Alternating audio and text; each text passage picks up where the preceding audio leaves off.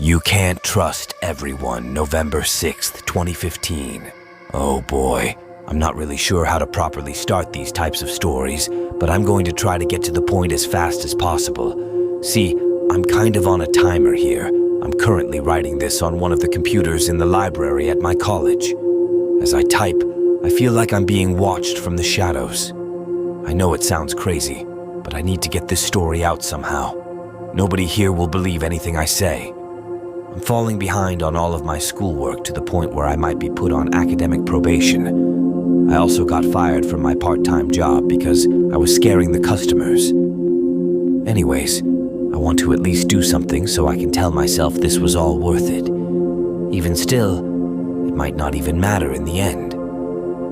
Last year, I met a guy named Jack Driscoll. He was a pretty chill dude for the most part, and we actually became pretty good friends. My name is Ethan, by the way, and I'm currently finishing up my senior year in college. Well, trying to finish up my senior year. Anyways, as I was saying, Jack and I started to become good friends after we found out we were pretty much into all of the same stuff. We both liked the same types of video games, the same movie genres, and even had the same taste in clothes. I had other friends, sure, but nobody that was interested in the same things I was. Sadly, this all changed last winter. Jack started hanging out with a girl from one of our classes named Elisa. It wasn't long before he asked her out, and the two became an item. At first, I was happy for him. He never had the best luck with the ladies, so it was nice to see him with someone who genuinely liked him. We would all hang out from time to time, and she came off as a really nice girl. Hell, I was even found myself getting a little jealous. About a month into their relationship, I noticed things started to change.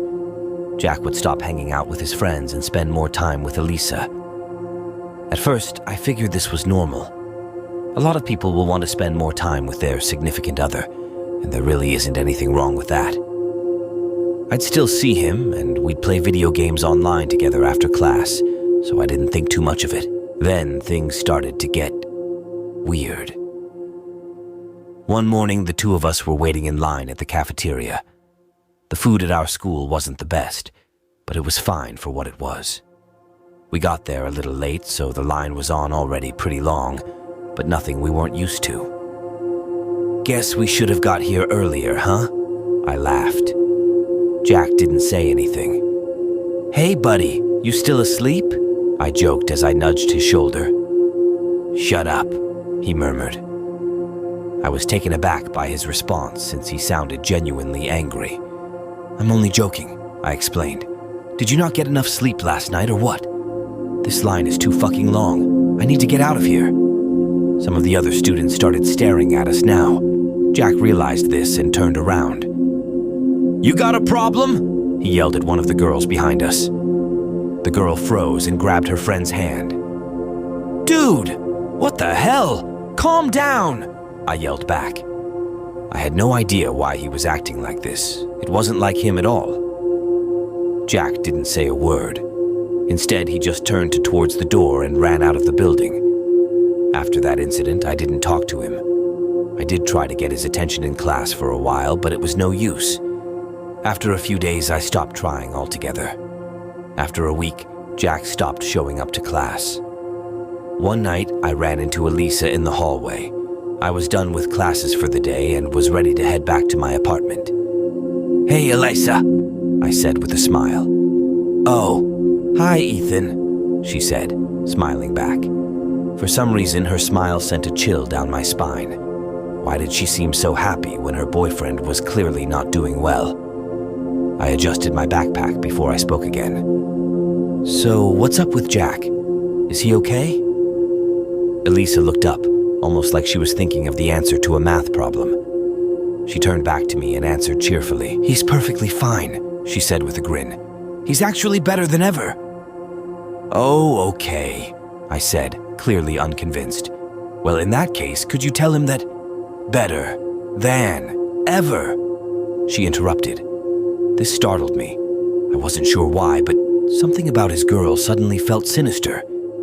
She walked away, leaving me standing there in my confusion. I snapped out of the weird trance I was in. This is stupid, I thought to myself. I'll just try calling him again. I had called him before, but stopped trying when I was convinced he wouldn't pick up. That night, I decided to call him up and ask if I could come over. To my surprise, he answered immediately. "Yo," Jack answered. "Hey man, what's up?" I asked. "What do you want? Is everything okay with you? You've seemed off lately." Silence. "Hello? Are you home?" "Yeah, Ethan. I'm coming over." After Jack told me he was on his way, the call ended. I'm not going to lie, I was pretty scared. The tone of his voice sounded panicked, almost like he was trying to get out of whatever situation he was in. About 45 minutes after the phone call, I heard a knock at my door. "Hey," I said as I greeted Jack at the door. "What's up?" I tried to remain as calm as possible. It was obvious once I saw him that something was seriously wrong with the guy. "I don't know," he whispered as his eyes darted back and forth. "Are you alone?" I nodded my head and let the poor guy in. He sat down on the old couch I had set up in front of the TV. My roommates were out for the night, so I wasn't really worried about anyone coming back anytime soon. "Dude, what is going on with... Turn off the lights." I froze for a minute. "Jack, you're scaring me. What's... Turn off the lights. She can't find me." I did as I was told. This was turning out to be worse than I thought. "Are you talking about Elisa?" I asked, my voice trembling slightly. "Did she do something to you?" Jack didn't answer. I put my hand on his shoulder. "Dude, I want to help you, but there's nothing I can do if I don't know what's going on." Jack was violently tapping his fingers on his legs. He continued to stare at the ground as he answered me. "There's something wrong with her, man," he whimpered. "I think she's... like... part of a cult." I raised my eyebrows. I could tell he was scared, but this was a little much. Even still, she must have done something pretty messed up to him for Jack to think this way. "Why do you say that?" I asked. "Also, have you asked anyone for help? If she's scaring you that badly, you know you can go to the police, right?" "I can't." He jerked his head to face me and I almost threw up. Jack was crying, but his tears were black. I thought I was seeing things at first since the lights were off, but he confirmed my suspicions with what he said next. "She did this to me. I don't know how, but I know it was her."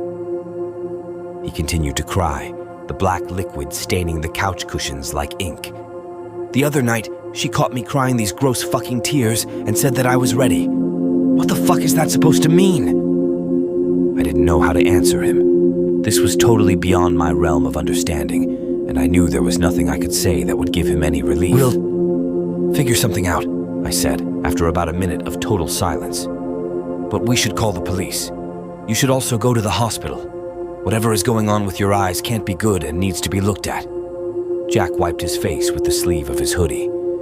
"She can't find me," he said, calming down a little. "If she finds me, I'll..."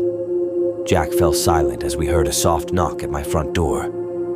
"Jackie, I know you're in there." It was a girl's voice. "It's time to go. They're waiting for us. Your friend can come too if he wants to." Jack sprung up from the couch, ran towards the back door, and disappeared into the woods behind my apartment. "Jack, wait!" I yelled. It was useless. I raced after my friend while dialing 911 on my cell. I told police what was happening, and they assured me officers would be on their way as soon as they could.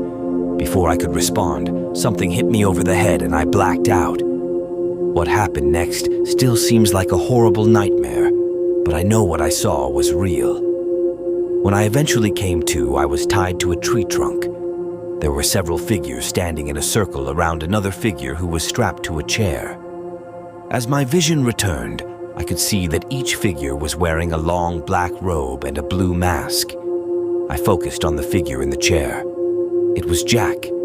I tried to scream, but my mouth was taped shut. I finally came to the horrid conclusion that I was not only present in the middle of a cult meeting, but I was about to witness a human sacrifice. One of the cultists walked towards Jack and lifted its mask. It was Elisa. Grabbing his chin, she pulled his face close to hers and gave him a kiss. He pulled back and began swearing at the girl. I didn't blame him. I had a couple of things I wanted to say myself, but couldn't due to my own restraints. Another, taller cultist began to read from an old-looking black book. As he read, a number of other cultists swarmed Jack like hungry vultures. One cultist taped his mouth shut while two held down his chair. I watched in horror as a fourth cultist pulled out a rusty-looking tool. The cultist plunged the tool into each of Jack's eyes, slowly tearing them out. The blood that rushed from his eye sockets appeared thick now, like tar. To finish it off, the cultist that had taken Jack's eyes fixed a blue mask to his face. He was still alive, but for how much longer I had no idea. As the one cultist kept reading from the book, the ground beneath Jack began to tremble. Black tendrils sprouted up like demonic weeds. Some of the tendrils wrapped around his waist, others his ankles, and one even plunged itself down his throat. I was beginning to pass out. Suddenly, I heard sirens in the distance. This caused the cultist who was reading to stop. "What are you doing, you idiot?" one of the other cultists screamed. "If you stop now, he'll—" The ground stopped shaking, and the tendrils retreated back to whatever hell they came from. Everyone went silent. The cultists all seemed to freeze and, for a moment, almost looked like statues. The silence was soon broken by faint, sinister laughter coming from Jack. "You made him mad!" Jack hissed. These were the last words I ever heard my friend say. I watched him break free from his bonds like they were nothing. Jack charged each cultist, tearing them apart and splattering their entrails all over the frost-covered ground. My vision started to go, and the sounds of the screaming cultists seemed to fade into the distance. I only wish I had totally passed out before hearing that horrible crunching, the sound of bones breaking and organs being devoured. My former friend was eating his captors, and I was sure I would be next. I woke up to a police officer shining a light in my face. "He's up! Quick! We need a paramedic over here!" I sat up and looked around. "I'm alive?" I mumbled, still in a haze. "I know you just went through some shit, kid, but is there anything you can tell us about what happened?" the officer asked. "Leave him alone," another officer ordered. "We can question him after we get him out of this hellhole. The kid's got a massive cut on his side." "Right. Sorry, kid." I looked down and noticed my shirt was soaked in my own blood. I couldn't feel anything due to my current state, but it looked bad. I didn't speak the entire way to the hospital. I didn't know what to say. Things got even worse when the doctor told me that while I would survive, I was missing one of my kidneys. It's been a little over a year now since this all went down. Everyone has already heard about it on the news, and the school came under some heavy fire for not noticing something this big happening near their campus. Jack Driscoll is still missing and is currently responsible for the murders of 10 students and the attempted went down. I've gone on for long enough at this point. I guess I just really needed to get it all out somehow. I still don't know what the cult was for, why it was formed, or what it was trying to summon. Obviously, nobody will look into this further because it sounds too ridiculous. But I'm hoping someone reading this will. If not, then I guess just be careful. You can't trust everyone after all. You're Ethan. So beautiful, guys. I hope you liked this video, and please tell me how is my first video. Is it good or just okay? Please support me if you liked my first video. I will try my best to give best of best content. Bye, love you all.